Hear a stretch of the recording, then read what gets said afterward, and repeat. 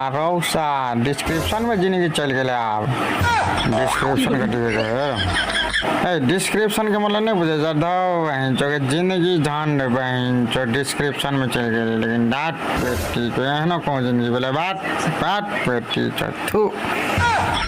सब चीज तो बुझ लियो लेकिन डिस्क्रिप्शन कटी कहे सहा नहीं बुझे कहीं समझाने दे बूढ़ सूढ़ आदमी के इंटरनेट हो डिस्क्रिप्शन के मतलब कथी ने कहे ओकरा इंग्लिश में बिसर जाए मतलब टेंशन हो कि टेंशने में जिंदगी चली गई मतलब से कहला चाहलिए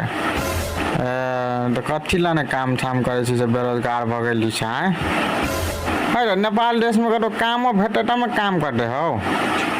तो काम नहीं भेटे तो खोज पड़े है ना खोजबी तब ना काम भेटे कि वहने अपने मन तोरा घर में कहते ए बउआ ले ले काम थोड़ी ना है होना ओटे एक बार कहता